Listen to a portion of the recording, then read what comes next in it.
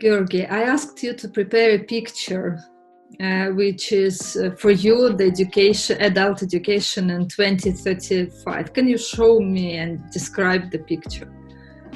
I found one picture that shows a creature which is half machine and half human. At least it looks like partially human. But I imagine that in 15 years, this creature would be some kind of assistant to adult educator and adult learner, someone in between who would deal with administrative questions and support our learners with the basic questions that they have and answer all the frequently asked questions, for example. So this would be some kind of assistant for adult educators.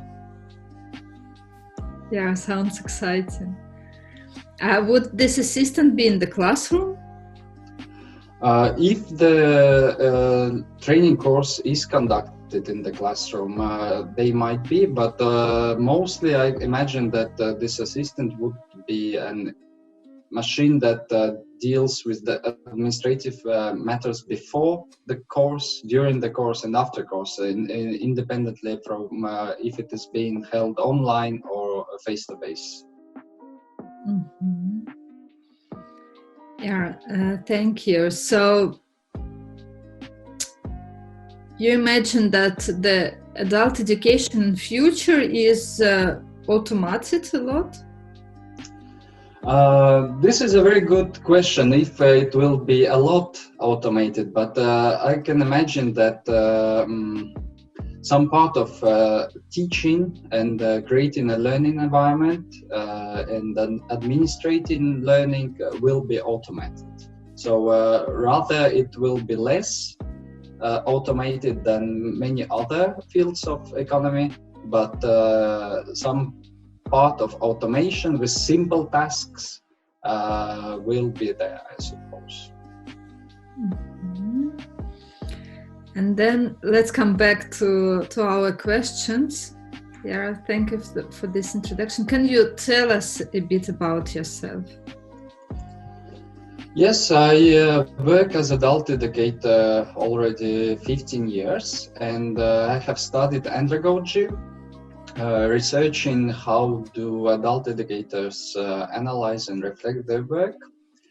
I work mainly as a project manager in adult education in addition to my teaching, but and also I manage the European platform for adult learning in Europe, Estonian part and the Estonian project.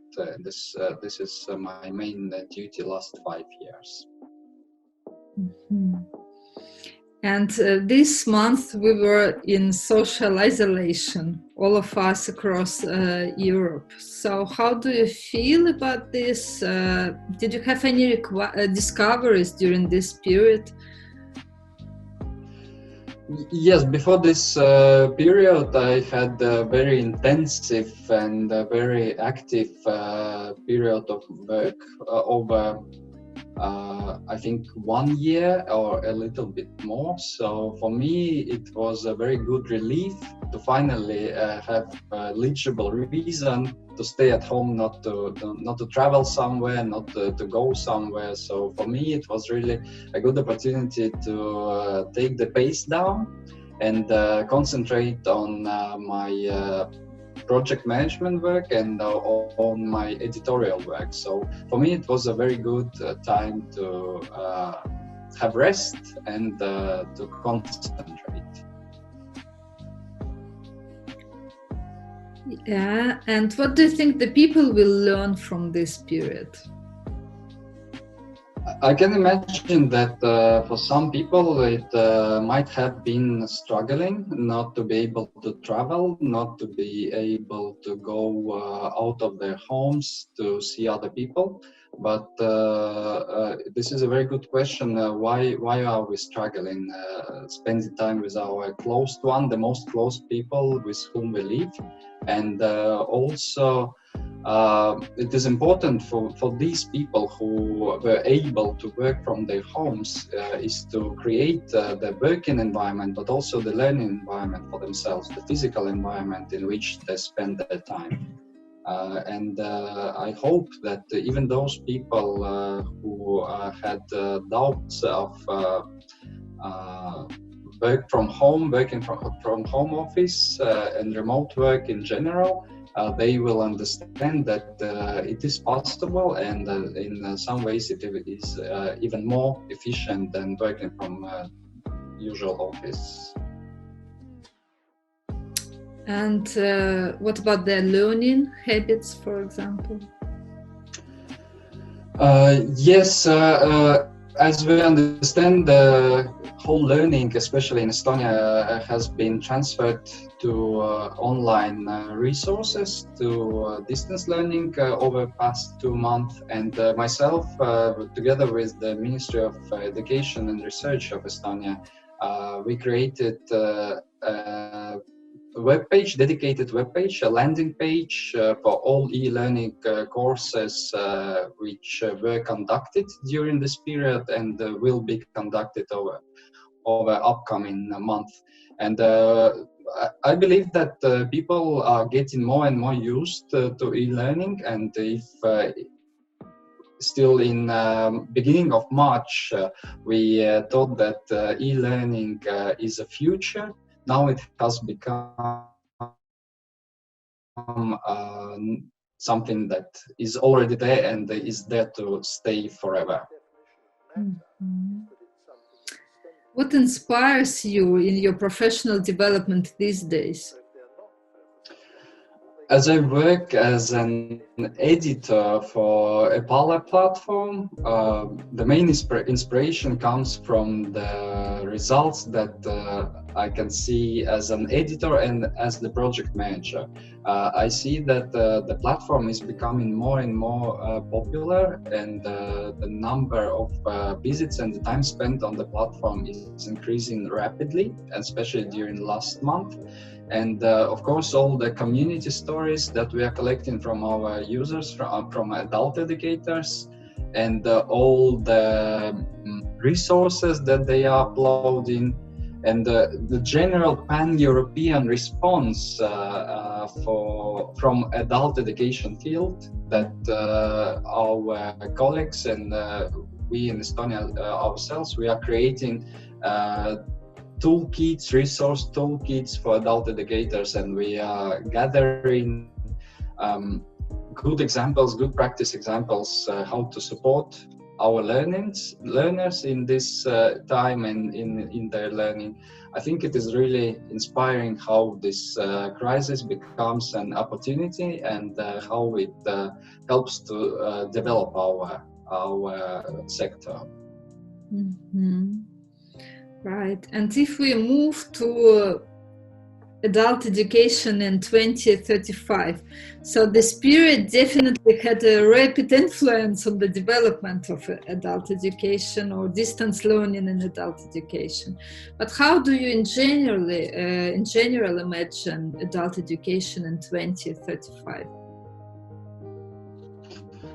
In general, I suppose that a very big part of adult learning will be conducted using e-learning and distance learning, which means that if today we, or maybe yesterday is more correct to say, we imagined and we acted that the first choice was to gather people face to face and conduct learning in a classroom.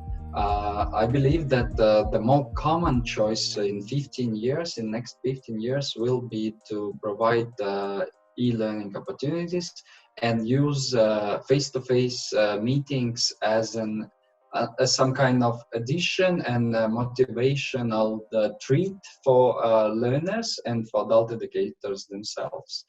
And yes, I'm thinking that as I told about my picture in the beginning that probably some part of learning and creating a learning environment and administrative work will be automated and given away to artificial intelligence. But what else that I can imagine is that using the online translation tools, simultaneous translation tools, interpretation tools will allow adult education to become more and more global, and the language which is spoken by learners and teachers will not be an obstacle anymore, because such tools as Google Translate and others, which are evolving very rapidly, they will allow us to take part in any online course independently of the language that it is carried on in. Mm-hmm. Right, and it will be a support for the learners and educators also. But what competences will the people need then in futures? If we are speaking about our learners, the main competence that they will need to have is an ability and knowledge how to set the learning goal, how to recognize the learning need, and also how to design and create their own learning pathway, including the ability to orient and to not to get lost in all the learning opportunities that are there. So critical thinking in sense of choosing learning pathway and learning opportunities will be crucial. To be competitive, it will be most necessary to have learning designer, instructional designer competences, because some part of each learning, each training will be conducted using ICT tools. So it will be the most necessary competence for adult educators. What about language knowledge and intercultural knowledge? What do you think? If my presupposition about use of online interpretation tools will become true, then the language skills will not be as necessary as they might be today to take part effectively of an online training courses, because interpretation will be done by computers. Mm-hmm. And also multicultural will be something normal for everyone who is taking part in global online courses in different languages with participants from different countries.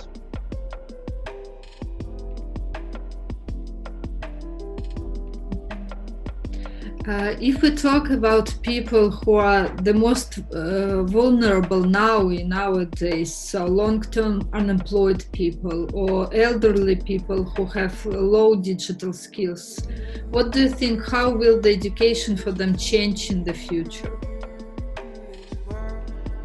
I'm working myself with this kind of targeted groups, and I know that some small percent of them really is struggling to or maybe unwilling to start using technologies in their life, in their studies.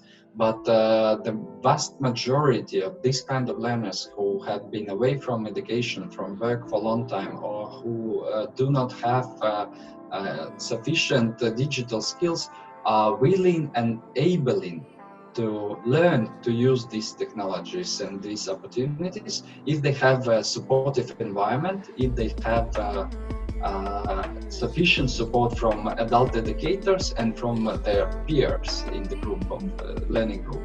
And of course, I'm aware that even in this recognized country like Estonia, we have examples, really shameful examples of trainings that have been cancelled during this period, the period in question, last couple of months, only on presupposition that the target group will not be able to use technology. So the organizers and the trainers have decided to, without even trying to support these kind of learners to use online tools, they just have cancelled without giving them any chance. And this is very sad. I hope that we will overcome this kind of assumptions and presuppositions in future. But how can we do that? I believe that we will be able to start to overcome this kind of assumptions. We need an experience, a practical experience. As adult educator, I would assume myself that my learners, my elderly learners, for example, are not able to use ICT. But if I have experienced it as adult educator, I know that they are able and they are willing, and they might benefit and be really happy about their achievements. So when I have experienced it myself as an educator, I'm more willing and more aware or brave to use and to experiment with my learners. So I will not abandon them, but I will bring them along with me to e-learning environment. Mm-hmm. So maybe sharing best practices also in EPALE or in communities of adult educators may motivate adult educators to start learning about their learners more and encourage them using digital tools for future. Yeah. Yes, this is one opportunity to share these good examples of how different kinds of learners have come along to e-learning from face-to-face learning, but also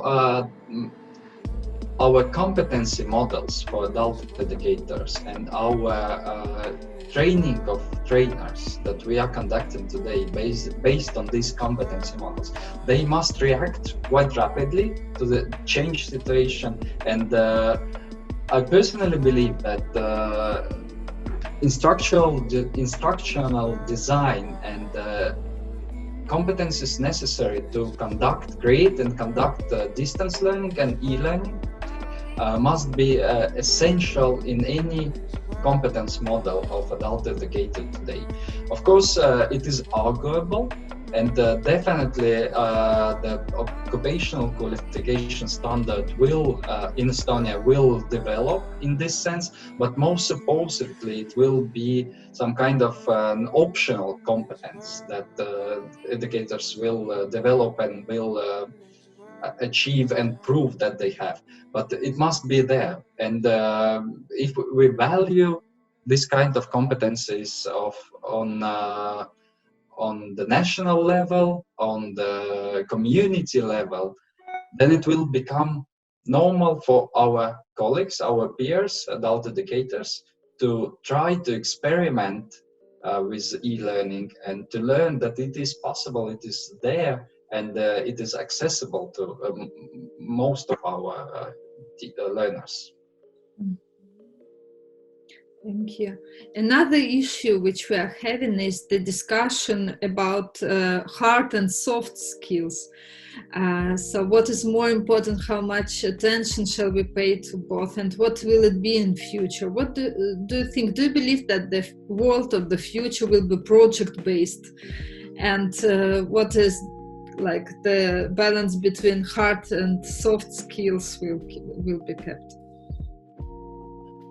Looking at the paradigm that we are having now in education, we have learning outcomes, we have quite hard criteria to evaluate, to access these learning outcomes, and all our training courses are based on learning outcomes and assessment criteria.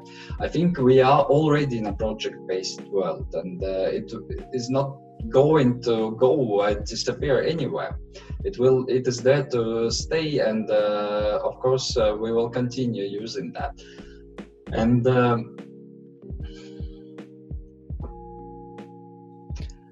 what speaking about the future competences and future of learning and work, I think that even the formal education will become more and more personalized and based on the personal goals and personal learning pathways of learners. So anyone will be able to recognize these competences. So we will overcome our qualificational models, our qualificational standards, but we will be working and teaching and learning based on the competence models. So anyone will be collecting competencies and designing the learning pathway to achieve these competencies, to prove them and create their own profession, their own occupation.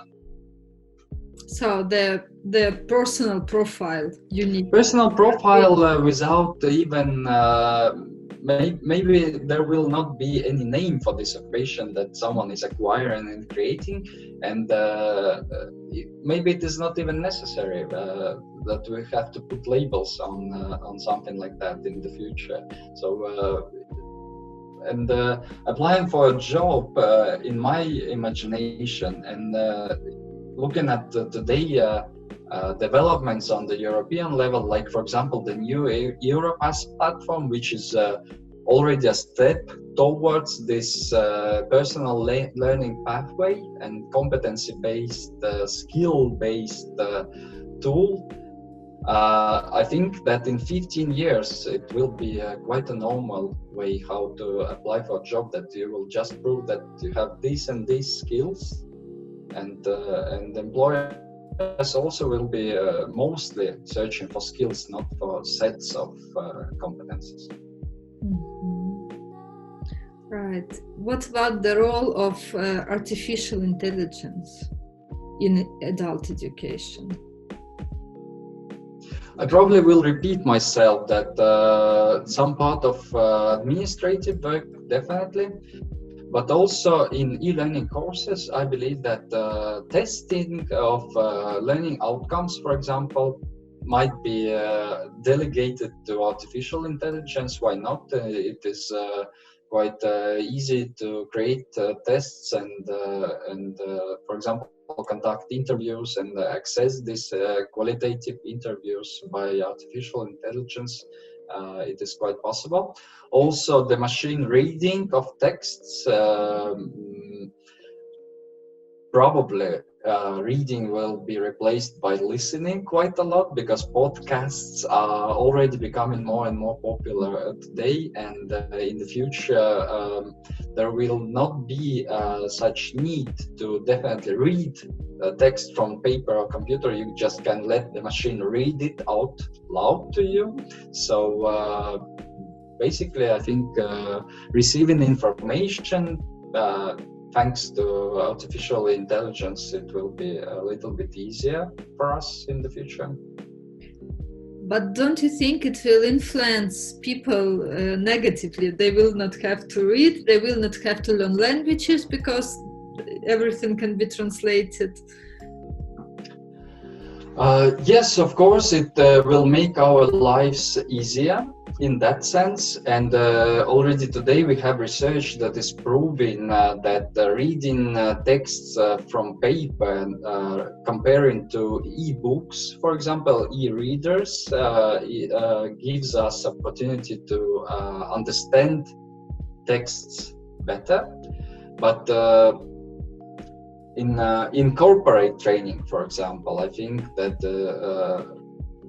we are moving today towards learning bites, small pieces of learning, and this is something that corporations, business appreciates, and they will probably be more and more introduced and used. So in this sense, making learning more easy, more simple, more accessible is something that is going to be a trend, I suppose. And in response to that, people who will want to learn in depth, who want to develop their soft skills, they will have opportunity to become more self-directed and choose the ways which allow more in-depth learning. Mm-hmm. Right. But in this case, in this situation, what is the change in role of adult educator? So, adult educator has an assistant, has artificial intelligent helping. So what is the role of adult educator? Our role is already today is to teach or support our learners in learning how to learn, and to choose to create their learning pathway, to choose their learning targets, to choose the technologies, sources, data, ways, and environments and tools that they are using for their learning. And I think this is the main task that we have to carry out in this regard already today, not only in the future. Can it be replaced by artificial intelligence? I don't think so. I think this one won't be replaced. Because if we talk about e-learning courses, so there will be some robot encouraging students to learn, to move on, to achieve better results, and so on.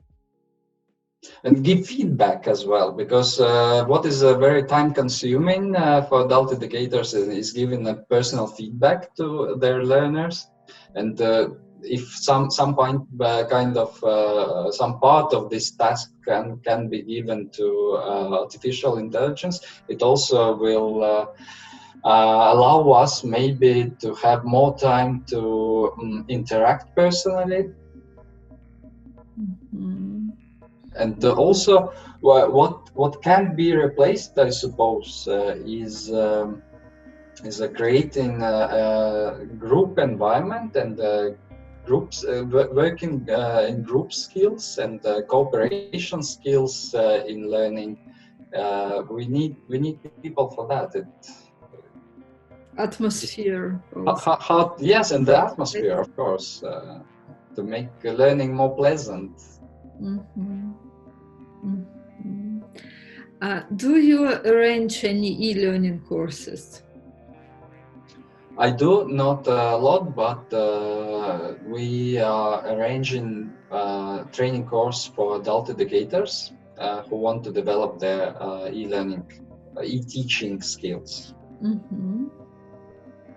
What do you think, if an adult educator plans an e-learning course, what do you think, to what he or she shall pay attention to planning the course? The main challenge for design of e-learning course is to avoid being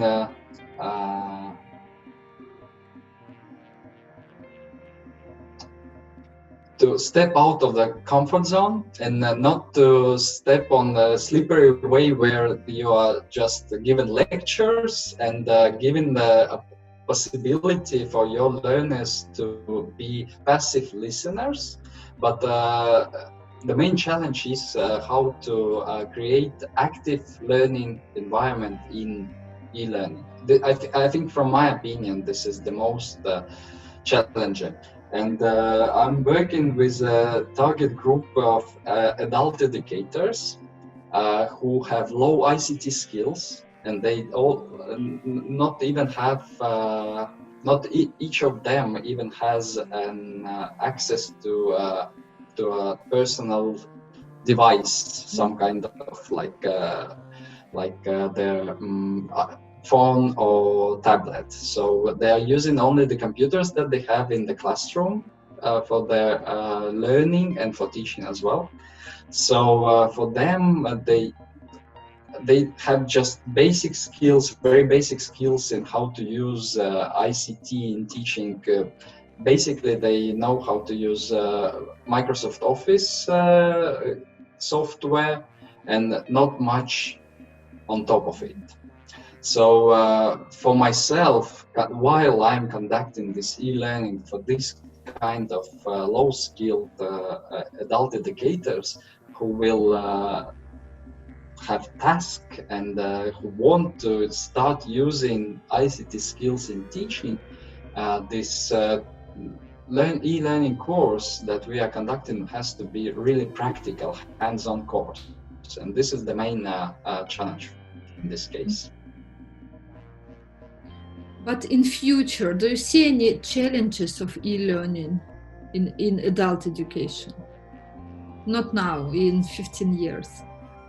In 15 years, if to have a look at the development of technologies today, we have a great majority of different kinds of software, different kinds of tools, and on one hand is not to get lost in these tools and to be knowledgeable enough to choose the right ones for your learners. Is a very good challenge, a very big challenge. And on other hand, people and adult educators among these people are keen to keep their habits. And for example, if we have now learned to use Zoom as the main environment for conducting of distance learning, I think the challenge is to try something new and to implement new technologies, new tools, and find time for that, because learning a new tool is always time consuming as well. So I think somewhere in between there is the truth that you need to know all the tools that are there on the market, and you have to have time and willingness to try them and to find the right ones for you and for your learners, of course. What are your favorite tools now, which you like to use so far?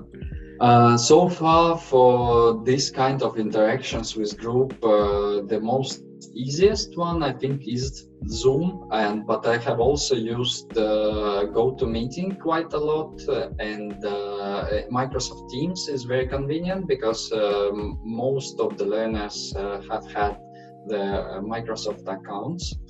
But speaking about this, the supportive tools that are in addition to webinar and or meeting software, of course, one of my favorites are, for example, Padlet, and Zthings is a very good one which I like. But also there are Dropbox Paper for creating, for example, learning materials, and also Canva and Koggle for group work, which I like very much, and Slido, Typeform, this kind of tools. But they all have different tasks in the different place in my courses. Right, but there are more and more offered. So are you excited to search for new ones, to select new ones? Excited and a little bit afraid, of course, because basically how do I discover new tools is by understanding that something that I use today is not good enough, or something is missing, or I imagine that I need some function which is not supported by one of the tools, and if it is too many tools for my learners, so I try to find something more complex, something more advanced, and something that I haven't used before, some new opportunities that I haven't used before. If to add about the challenges of e-learning that we have, it is important to remember that we are creating a physical environment as well, and our task as adult educators is to schedule our teaching and learning course to be supportive to our learners regarding physical environment, but also we need to teach our learners how to create an environment which supports their learning. I think breaks and physical exercise conducted as a part of learning course is a very good example. Mm-hmm. And also, why not to use outdoors learning opportunities with mobile devices? I think it is a very good option, and despite all the isolation, or if we don't have to stay at home, by law, and if we are able to go outside, we should use e-learning outdoors as well. I haven't tried yet, but I definitely will. Yeah, it can be really beneficial for the learners. Okay, thank you very much. Your answers were very valuable. Thank you.